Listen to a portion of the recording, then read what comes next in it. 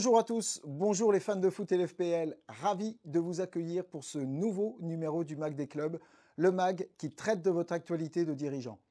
Un MAG qui sera dédié aujourd'hui aux activités complémentaires, diversifiées, disponibles pour vos clubs et intégrées dans ce que l'on appelle le sport santé. Alors, avant de les détailler, il nous semblait important de bien définir ce que représente le sport santé en général. Et pour cela, nous avions besoin de l'expertise de celui qui est en charge de ce dossier à la Fédération française de football.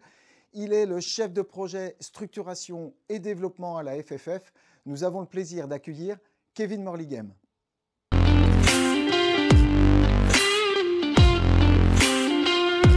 Kevin, bonjour. Merci d'avoir accepté notre invitation. Alors, tu es en charge au sein de la Fédération française de football du foot santé. Et justement, on avait besoin de ton expertise et notamment que tu puisses nous définir ce qu'est précisément, au sens plus large, le sport santé.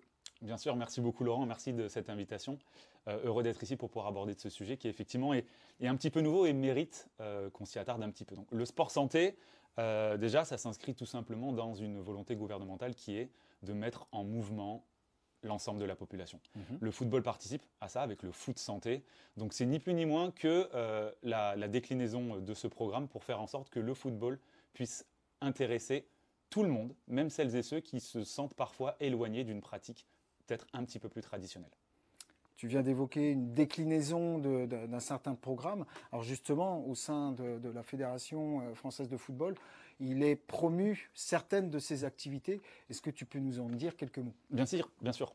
Si le sport santé vise à mettre les gens en mouvement, le foot santé, c'est exactement la même chose. Et pour cela, la Fédération a identifié 3 pratiques, dites pratiques santé, pour permettre cela.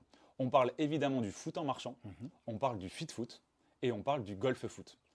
On comprend bien en citant ces 3 pratiques qu'on est vraiment sur des pratiques qui sont moins contraignantes physiologiquement et qui peuvent permettre à des personnes peut-être en situation de handicap ou qui retrouvent de la motricité, de la mobilité, eh bien de jouer un football un petit peu différent.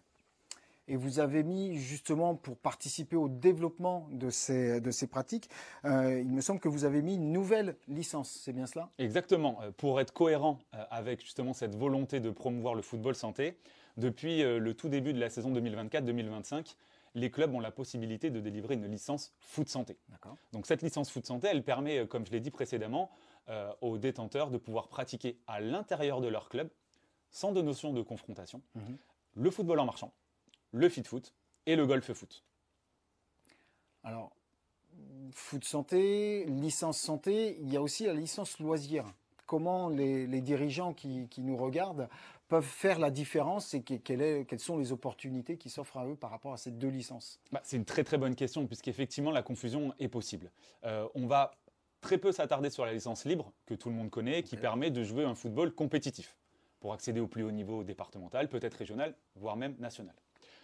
La licence loisir, c'est aussi jouer une des 10 pratiques proposées par la Fédération française de football en rencontrant ponctuellement ou plus régulièrement d'autres clubs dans le cadre de plateaux, de critériums, sans finalité, on va dire, sportive, dans le sens où on ne peut pas être promu lorsqu'on fait du football loisir. Une notion de compétition en tant que telle. En tant que tel, on n'est pas sur quelque chose où à la fin de la saison, il y aura un titre.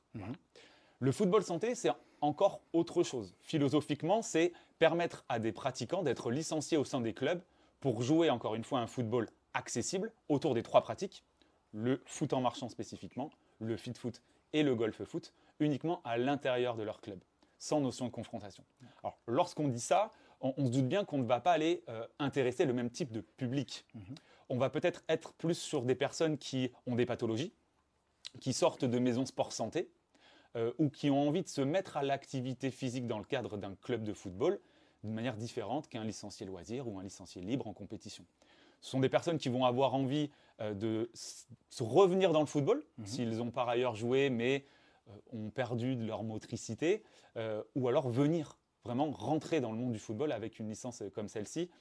On le sait, et c'est tant mieux, dans les maisons sport santé, dans parfois les maisons de retraite, on a des personnes qui adorent le football. Qui se sont éloignés de la pratique parce que leur chemin de vie les a amenés à quitter et s'éloigner du football à 11 que l'on connaît toutes et tous. Via les 3 pratiques que l'on a citées, on peut imaginer que des personnes reviennent trouver du sens à leur vie sociale en étant membre d'une association et sportive. Retrouver le football autour d'un match à l'intérieur de son club de foot en marchant, ça peut donner lieu à de très belles histoires, des personnes qui retrouveront un rôle peut-être de dirigeant au sein des clubs, mais en tout cas qui auront comme porte d'entrée la licence foot santé pour une pratique adaptée à ce qu'ils peuvent faire et ce qu'ils veulent faire autour des 3 pratiques que l'on a citées. Très bien. Donc, rôle social et puis découverte de nouvelles activités. Merci beaucoup pour ces précisions, Kevin. Et justement, je te propose d'illustrer tes propos par des exemples concrets en allant directement voir 2 clubs. Nous sommes allés à la rencontre de 2 d'entre eux en région Pays de la Loire, justement avec ces clubs qui ont mis en place certaines des activités proposées et évoquées par Kevin. Je vous propose de nous rendre directement dans ces 2 clubs, à commencer par la JA Béné en Loire-Atlantique et en Vendée du côté des Brousilles LSG.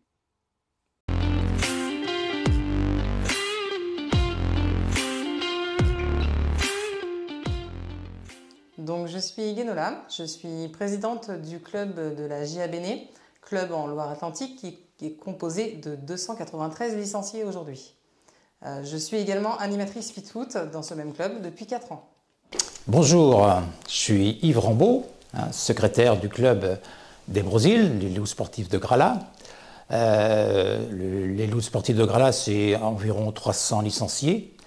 Donc nous avons développé en 2019 une section foot en marchant.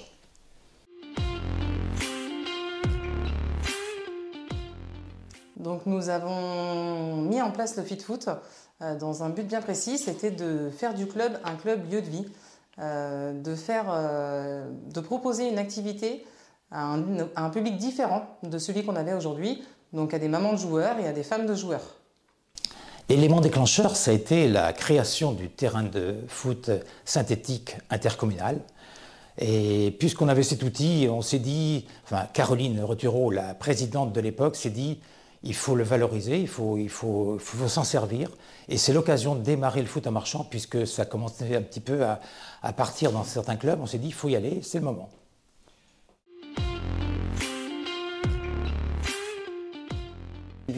Alors, pour lancer l'activité FitFoot, nous avons investi dans une enceinte, des ballons et des coupelles. Et j'ai également dû me rapprocher du district de Loire-Atlantique afin d'effectuer une formation d'une journée en tant qu'animatrice FitFoot. Oui. Pour cette activité, on avait d'abord besoin d'un éducateur, et on avait la chance au club d'avoir un éducateur salarié qui avait des disponibilités, aussi, des compétences aussi bien sûr, et donc c'est parti comme ça.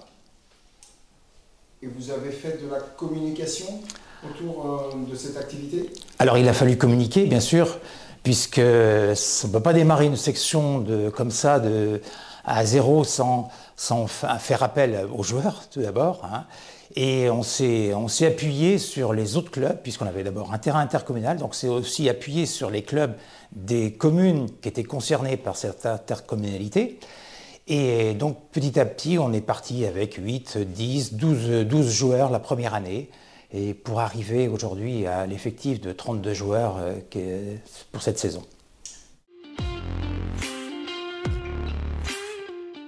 JA Béné. Donc, au sein de la JA Béné, nous proposons 2 séances FitFoot par semaine. Une le mardi d'1 heure et une le samedi d'1 heure. Le public est un public de différents âges qui va de 14 ans à 60 ans. Des personnes qui sont sportives et d'autres beaucoup moins. Alors, cette activité se fait le mardi matin à 10 h. Elle démarre à 10 h. Elle est adressée donc à un public donc de footballeurs, mais du moins de gens intéressés donc par la pratique du football santé. Donc on a développé ça aussi pour les gens qui avaient besoin de reprendre une pratique. Donc on l'avait tout départ, donc on l'avait réservé pour des gens on va dire retraités d'un certain âge, plutôt plus de 60 ans. Donc c'était un peu le départ, on est parti là-dessus.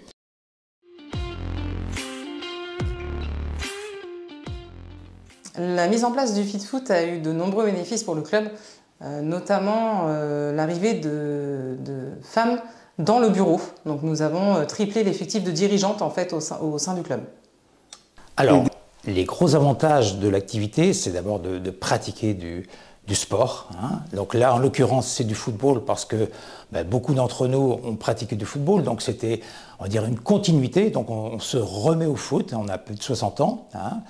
On a même parmi nous 2 personnes qui ont dépassé les 73 ans. Donc c'est quand même une pratique qui peut se faire même à un certain âge. Hein. Et puis donc en plus ça permet aussi d'avoir un grand esprit de camaraderie puisque on est issu de 9 communes différentes.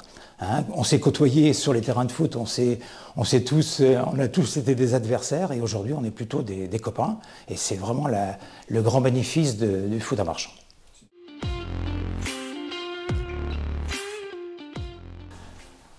Alors les difficultés, j'oserais dire qu'au départ, c'est quand même un petit peu difficile dans notre fonctionnement, puisqu'on était issus de différentes communes, donc il fallait aussi effacer toutes nos habitudes de clocher qu'on avait pour arriver au résultat d'aujourd'hui, c'est-à-dire qu'aujourd'hui, voilà, on vient se faire plaisir, et voilà.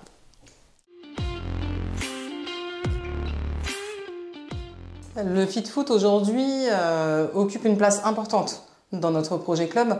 C'est ce qui vraiment nous a permis de faire du club un club lieu de vie et d'apporter un nombre de licenciés encore plus important. Alors au sein de notre projet club, l'activité au foot à Marchand, on en parle beaucoup, hein, on en parle beaucoup dans le club. Ça a permis, pour notre club, donc des Brosils, aussi de faire revenir des gens donc, au football, donc aussi faire revenir des dirigeants, des gens qui vont aussi servir parfois au bar, qui vont faire de l'entretien de terrain, donc ça permet aussi de faire revenir des gens, hein, donc c'est bien. Il y a des gens aussi qui ont besoin aussi d'activité, hein, c'est pas parce qu'on est à la retraite qu'on est oisif, donc ils ont besoin aussi d'activité, et sportive en plus, donc c'est quand même un double bénéfice, quoi.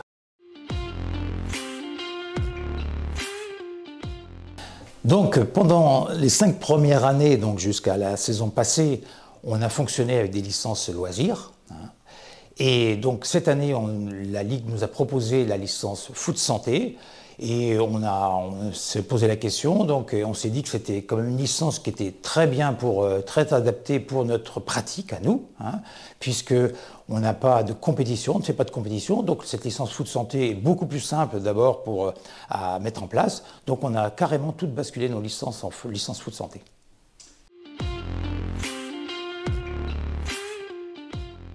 Je conseille vraiment à tous les dirigeants qui souhaitent développer le FitFoot de se rapprocher de leur district afin de pouvoir effectuer une formation d'animatrice ou animateur FitFoot. Et pour se lancer dans cette activité, je pense que la plus-value, l'élément principal, c'est d'avoir un éducateur, parce que c'est pas parce que on fait plus de compétition, qu'on n'a pas d'esprit on va dire de progression et tout, mais on a quand même besoin d'avoir quelqu'un qui nous encadre, et parce qu'il y a aussi des choses, on a un certain âge, il y a des choses aussi qu'on peut plus faire, et c'est vraiment l'éducateur qui lui peut juger les exercices qui sont à notre portée et ceux qui ne sont pas à notre portée.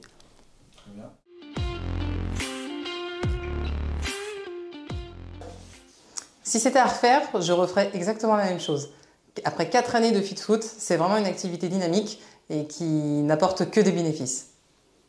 Alors si c'était à refaire, je ne m'en cache pas, on repartirait parce qu'on retire trop de bénéfices. Donc pour nous pratiquants à faire cela, c'est des bénéfices aussi pour notre club, mais aussi pour les clubs alentours. Et il n'y a pas de problème, on repartirait.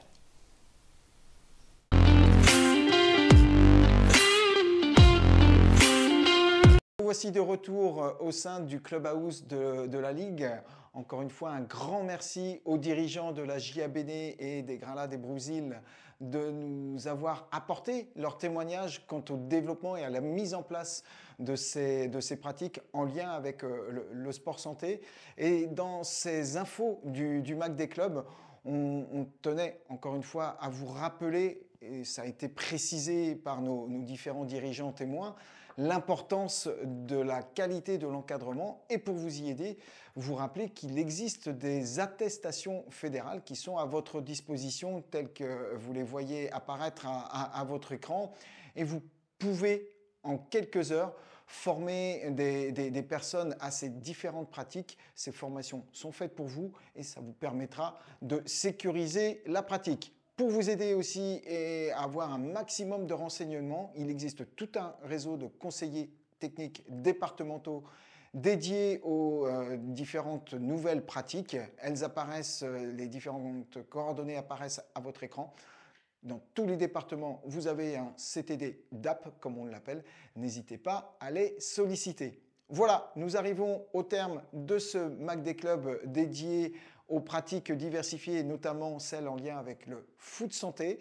Je remercie toute l'équipe qui a participé à l'organisation de ce numéro, bien évidemment avec Kevin qui est venu de la fédération nous apporter son témoignage, et puis à la réalisation Cyril ainsi que Guillaume pour tout le montage et les images que vous avez vues durant ce mag. À très bientôt pour un nouveau numéro du Mac des clubs LFPL. En attendant, n'oubliez pas, ensemble, soyons prêts, soyons foot.